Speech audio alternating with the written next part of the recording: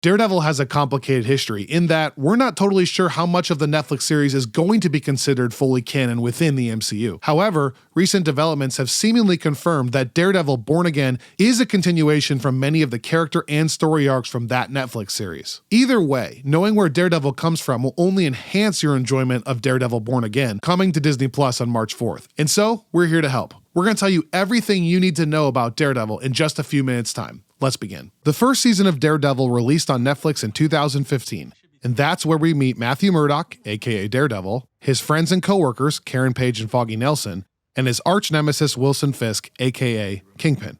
Left blind after an accident as a child, Matthew Murdock is a lawyer by day and an elite boxer / fighter / justice enforcer by night. Having lost his father to crime at a young age, and empowered by enhanced senses, due mainly to his loss of his vision, Matthew's alter ego, Daredevil, fights against Wilson Fisk's crime circles whenever the law fails him. Operating out of Hell's Kitchen in New York City, Matthew feels an overwhelming pressure from Fisk closing in around him, with the Kingpin's hand in nearly every level of city and government. While Matthew's faith as a Catholic and his career as a lawyer won't allow him to turn a blind eye, wink wink, see what I did there, to what Fisk is doing, it also won't allow him to cross the moral line of taking any lives.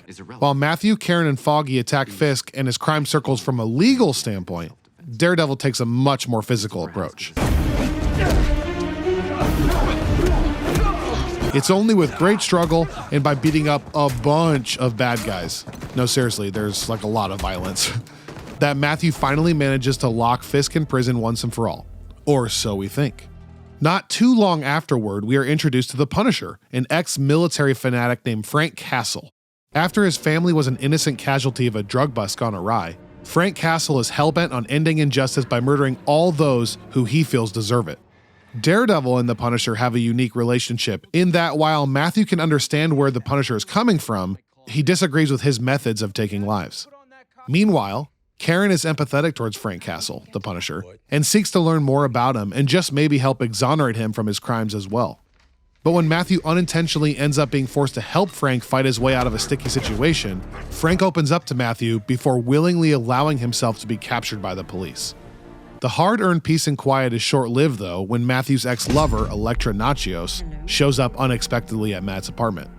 And let me tell you, Elektra is a wild card for Matthew. Despite her being kinda all around awful and doing things that Matthew doesn't agree with, involving Matthew in things he shouldn't be involved in, Matt is strangely still attracted to her. Elektra believes that a gang called the Yakuza are up to something dangerous in New York, and that an even more extreme organization called the Hand might be involved as well. While Matt and Elektra are figuring out what's going on with that, Frank Castle is standing trial for his vigilante crimes, and he's defended by Foggy Nelson, and even eventually Matt. But upon his own admission, Castle is found guilty and sentenced to prison. And Matt and Elektra fight tons of ninjas, like legitimately way too many ninjas for both them and the audience.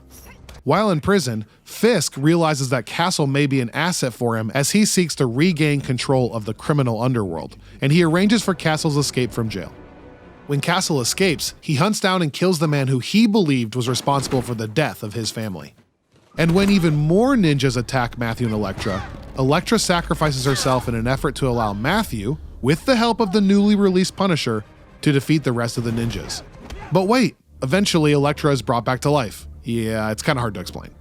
During the Defenders series, a bunch of mythological stuff happens, it gets kinda weird, stuff goes awry, and a jaded Matthew is left to claw his way back from the emotional and physical depths to face off against a now burgeoning celebrity figure, Wilson Fisk. Quick side note, the third season of Daredevil is an absolute masterpiece. And if you're just gonna watch one thing to prepare for the new series, the third season is it. As Fisk manipulates the prison system, he slowly gains prominence. His corruption with the police eventually allows him to leave prison and go on house arrest in a penthouse suite, yeah, not really house arrest, on the top floor of a New York hotel. By blackmailing all levels of government, Fisk retakes his throne as the secret crime lord of New York. Matthew is devastated by all of this and begins to question his faith, his friendships, and ultimately his own ability to make any kind of difference. During this ascension, Fisk manipulates a highly skilled marksman / FBI agent named Poindexter. Poindexter, aka Bullseye, aka Dex, works with Fisk by doing all of Fisk's dirty work. After Fisk arranges for the murder of a girl that Poindexter is interested in, he realizes that he is actually being used by Fisk. and dressed as the Daredevil, Dex eventually turns against Fisk. This all leads to one massive final showdown in the penthouse suite between Fisk, Bullseye, and a pissed-off Daredevil. Having learned that Fisk is now aware of his alter ego Daredevil, Matthew realizes there is nowhere left for him to run. Matthew channels his frustration, anger, but also the power from his rekindled friendship with Foggy and Karen to defeat both Kingpin and Bullseye in this final showdown. I beat you!